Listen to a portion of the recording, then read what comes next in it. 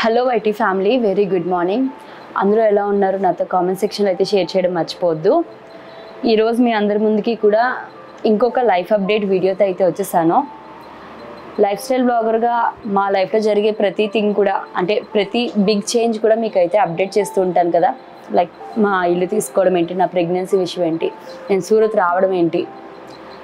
So ఇలాంటి big చేంజెస్లో ఇంకొక big change అయితే మళ్ళీ మా లైఫ్లో రాబోతుందన్నమాట. దాని గురించి మీకు క్లియర్గా అయితే చెప్దామని ఈ వీడియో అయితే చేస్తూ ఉన్నాను. ఈసారి రాబోతున్న ఈ బిగ్ చేంజ్లో గుడ్ అండ్ బ్యాడ్ రెండూ ఉన్నాయి. అంటే రెండు న్యూస్లు అనమాట, గుడ్ న్యూస్, బ్యాడ్ న్యూస్ రెండూ ఉన్నాయి. ఫస్ట్ ఏది చెప్పను? ఫస్ట్ బ్యాడ్ న్యూస్తోనే స్టార్ట్ చేస్తాను. ఏదైనా చెడించి మంచి ఎంచమంటారు కదా. సో బ్యాడ్ న్యూస్ ఏంటి అంటే, వీరు గారు వచ్చేసరికి జాబ్ నుండి అయితే క్విట్ అవుతున్నారనమాట.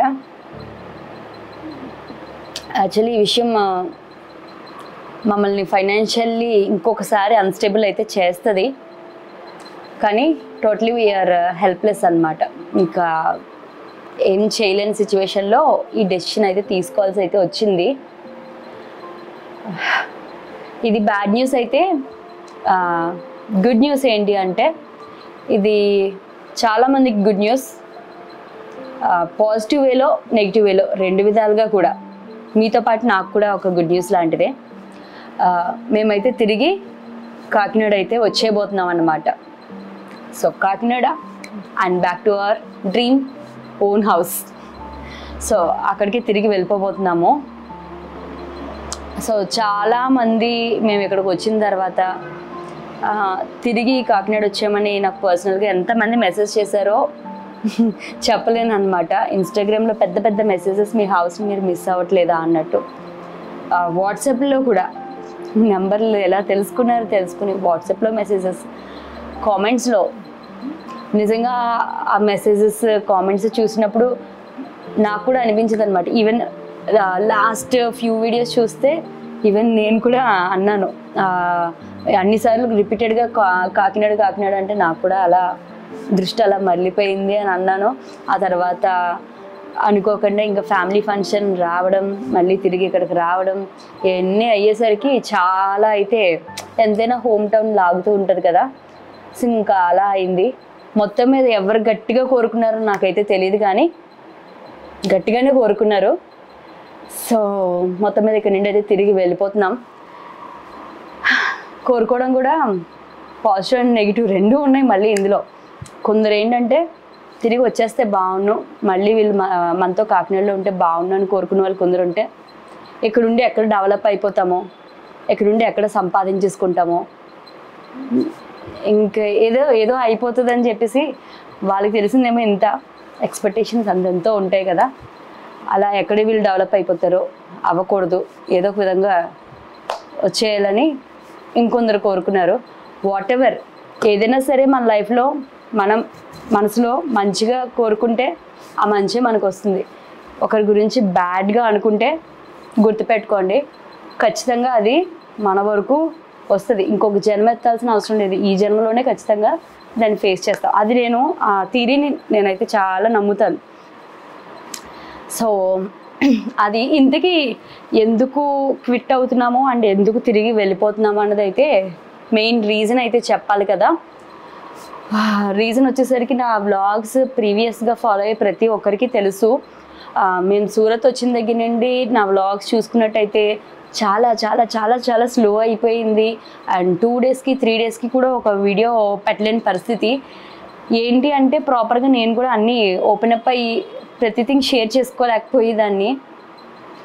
కానీ కొన్ని వీడియోస్ చూస్తే మీకు అర్థమవుతుంది, లక్కీ హెల్త్ అన్నది ఇక్కడ అంత బెటర్గా సూట్ కాలేదన్నమాట, సెట్ కాలేదు. ఏంటంటే రెగ్యులర్గా ఇక్కడికి వచ్చిన దగ్గర నుండి హాస్పిటల్ అంటే తిరగడం, ఒక 10-15 రోజులకు ఒకసారి హాస్పిటల్కి వెళ్ళడం, ఇక్కడికి వెళ్తేమో సింపుల్గా వైరల్ ఫీవర్స్ అని అనడం. ఇక్కడ ఈ వైరల్ ఫీవర్స్ అంతా క్వైట్ కామన్ అని డాక్టర్ చెప్పడం, రావడం, మళ్ళీ ఆ హెల్త్ సెట్ అవ్వడానికి 1-10 రోజులు పట్టడం. సో ఏంటంటే నార్మల్గానే లక్కీ కొంచెం సన్నగా ఉండే పర్సన్. సో వాడికి ఇంకా ఈ ఫీవర్లు, ఈ నీరసాలు పడి ఇంకా ఇంకా ఇంకా ఇంకా హెల్త్ స్టేటస్ అన్నది అలా తగ్గిపోతూ వచ్చిందనమాట. సరే ఎప్పుడుకో అప్పుడు సెట్ కాకుండా పోతుందని మేము వెయిట్ చేస్తూ ఉన్నాము. కానీ ఈ నైట్ స్లీప్ రొటీన్ అన్నది మాత్రం చాలా దారుణంగా ఎఫెక్ట్ చేసింది అనమాట మమ్మల్ని. చాలా వ్లాగ్స్లో నేను చెప్పాను, నైట్ అసలు లక్కీ పడుకోవట్లేదు, మాకు రీజన్ ఏంటో తెలియట్లేదు అనేసి. చాలా డాక్టర్స్కి మేము చెప్పాము, వాళ్ళు టానిక్స్ ఇచ్చారు, అన్నీ ట్రై చేసాను. ఏది చేసినా సరే నిద్ర అనేది అంతగా సెట్ అయ్యేది కాదు. ఒక 1 or 2 hours పడుకోవడం, అక్కడి నుండి నిద్రలో యాడ్ అవ్వడం. ఇది ఏదో ఒక నైట్ 2 నైట్లు అలా జరిగిందంటే మనం తట్టుకోగలం. కానీ 6-7 monthsగా ఇదే ప్రాసెస్ అనమాట, ఇలానే ఉన్నాడు. దానివల్ల ఏంటంటే డే టైం మా వర్క్ ప్రొడక్టివిటీ ఏదైతే ఉంటుందో దానికి కరెక్ట్గా హిట్ అవుతుందన్నమాట. ఇటు తన వర్క్ పైన కరెక్ట్గా కాన్సన్ట్రేట్ చేయలేకపోతున్నారు. అండ్ యాజ్ వెల్ నేను ఇంకా వ్లాగ్స్ అన్నది ఏదైనా నా వ్లాగింగ్ అంటే మీకు అందరికీ తెలిసిందే, మార్నింగ్ నిద్ర లేచిన దగ్గర నుండి ఎలా నేను ఫుడ్ ప్రిపేర్ చేసుకుంటున్నాను ఏంటి అన్నీ ఒక వేలో వెళ్తుంది. బట్ ఆ ప్రాసెస్ అసలు కరెక్ట్గా జరగట్లేదు అనమాట. నిద్ర చాలా అవుట్ టైమింగ్స్లో పడుకోవడము, నైట్ నిద్ర లేక మార్నింగ్ ఎప్పుడో పడుకోవడము, ఇలా రకరకాలుగా అయిపోయి నిజంగా ఒక మెంటల్ ప్రెషర్ అన్నది మాకైతే బిల్డ్ అయిపోయింది అనమాట. రీసెంట్లీ ఇంకా ఫ్యామిలీ ఫంక్షన్ అయ్యి మేము కాకినాడ వచ్చాం కదా, అక్కడ చాలా యాక్సిడెంటల్లీ మా ఇంట్లో ఉన్న వాళ్ళు వాళ్ళ పర్సనల్ రీజన్స్ ఏంటో తెలియదు కానీ వాళ్ళు ఇన్ఫార్మ్ చేయకుండా వాళ్ళు ఖాళీ చేసి వెళ్ళిపోవడం వల్ల తిరిగి మా ఇంట్లో ఎప్పుడైతే మేము స్టే చేసామో అక్కడ వాడు చాలా కామ్గా ఇంతకుముందు ఎలా పడుకున్నాడో అలా అయితే నిద్రపోయేవాడు. మీరు చూడొచ్చు, లక్కీ పుట్టిన దగ్గర నుండి 1 year లోపు లక్కీకి ఫీవర్ అని నేను వ్లాగ్ చేసింది ఒకే ఒకటి ఉంటుంది. ఎందుకంటే వాడికి ఒకే ఒకసారి ఫీవర్ వచ్చింది అంతే. అది కూడా 1 day ఉండి తగ్గిపోయింది. ఈవెన్ వ్యాక్సినేషన్ టైంలో కూడా వాడికి ఫీవర్ అన్నది అసలు రాలేదు. బట్ ఇక్కడికి వచ్చేసరికి every month fever fever fever. Doctor దగ్గరికి వెళ్ళడం ఇది క్వైట్ కామన్. మెడిసిన్స్ ఎన్ని ఉన్నాయంటే నేను టానిక్స్ ఎప్పుడు యూజ్ చేయను మెడిసిన్స్ నేను ఇక్కడికి వచ్చాక యూజ్ చేయడం స్టార్ట్ చేశాను. సో ఇక్కడ డాక్టర్స్ ఏంటి అండ్ యాజ్ వెల్ సౌత్ వెళ్ళిన తర్వాత అక్కడ మా పెడియాట్రిషియన్ ఏంటి చెప్పింది ఏంటంటే ఇక్కడ వెదర్ కండిషన్స్ ఏవైతే ఉన్నాయో అంతగా సూట్ కాలేదేమో, మీకు ఏమాత్రం స్కోప్ ఉన్నా వెనక్కి వచ్చేయండి అన్నట్టుగానే సజెస్ట్ చేశారు. అండ్ యాజ్ వెల్ ఇప్పుడిప్పుడే మాటలు నేర్చుకునే టైం. సో ఏంటంటే ఇంట్లో మేమిద్దరమే ఉండడం వల్ల వాడితో మేము స్పెండ్ చేసేదంటే కూడా ఇంకా ఎక్కువ మంది మాట్లాడుతూ ఉన్నట్టయితే వాళ్ళకి ఆ గ్రాస్పింగ్ అన్నది ఈజీగా ఉంటుంది. బట్ ఇక్కడ ఏమవుతుంది అంటే నైబర్స్ పిల్లలు వస్తారు, బట్ వాళ్ళ లాంగ్వేజ్ మా లాంగ్వేజ్ హిందీ మాట్లాడతారు కదా, వాడికి ఇంకా క్యాచ్ చేయలేక వాడికి లాంగ్వేజ్ కూడా డిలే అయ్యే ఛాన్సెస్ ఉంటాయి అని చెప్పేసి అన్నారు. ఐదర్ హిందీ నేర్పించండి లేకపోతే తెలుగు నేర్పించండి, రెండిట్లో ఏదో ఒకదాన్నే మీరు ఆప్ట్ చేసుకోవాలన్నారు. కంప్లీట్గా చెప్పాలంటే మాకే హిందీ ప్రాపర్గా రాలేదు, ఇంక లక్కీకి ఎలా నేర్పిస్తాను చెప్పండి. ఇంకా ఇన్ని కాంప్లికేషన్స్తో ఎందుకు ఇక్కడ ఉండడం అని అనిపించింది అనమాట మాకైతే. సో ఇంకా అందుకనే డెసిషన్ తీసుకున్నాము. యాక్చువల్లీ మీరు అడగచ్చు, వాట్ ఇఫ్ మీ ఇంట్లో అద్దెకున్న వాళ్ళు వెళ్ళకపోయి ఉంటే మీరు ఇలాగే లక్కీని సఫర్ చేద్దురా అని. యాక్చువల్లీ కానే కాదు, మేము ఈ ఫంక్షన్కి వెళ్ళకముందే ఇక్కడ నుండి హౌస్ ముందు మారిపోదామని అనుకున్నాం. ఎందుకంటే ఇక్కడ డాక్టర్ని అడిగినప్పుడు ఏమన్నారంటే మీరు ఉండేది 11th floor కదా, ఇక్కడ ఎయిర్ ప్రెషర్ ఏమాత్రం అంటే అందరు బేబీస్కి అలా ఉండదు, కొందరికి ఏంటంటే ఎయిర్ ప్రెషర్ ఉన్న వల్ల ఇయర్ కొంచెం పెయిన్ రావడము, వాళ్ళు యాడ్ అవ్వడం ఇలాంటివి జరుగుతూ ఉంటాయి. మీరు కొంచెం లోవర్ 1st floor లేదంటే ఏదైనా ఇండివిజువల్ హౌసెస్కి అయితే షిఫ్ట్ అయిపోమన్నారు. దానికోసం కూడా మేము వెతికామన్నమాట సీరియస్లీ. బట్ ఇంకా ఏం సెట్ కాలేదు. ఇంకా ఈలోగా ఇంకా మా ఇంట్లో ఉన్న వాళ్ళు మాకు ఇన్ఫార్మ్ చేయకుండా వాళ్ళు వెళ్ళిపోవడం, ఇంకా అన్నీ ఏదో మా కోసం అయిందని అనుకోవాలి. వాళ్ళు ఏ పర్సనల్ రీజన్తో వెళ్ళిపోయారో మాకైతే తెలియదు, కానీ మాకు మాత్రం everything happens for a reason అంటారు కదా.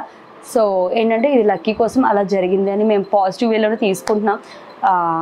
ఏమో వాళ్ళు మాకు ఇన్ఫార్మ్ చేసి వెళ్ళుంటే మరీ అంత మూర్ఖుల్లాగా లేదంటే ఇంకేమనాలి చదువుతూ ఉన్న ముసలి వాళ్ళమైతే ఏం కాదు కదా.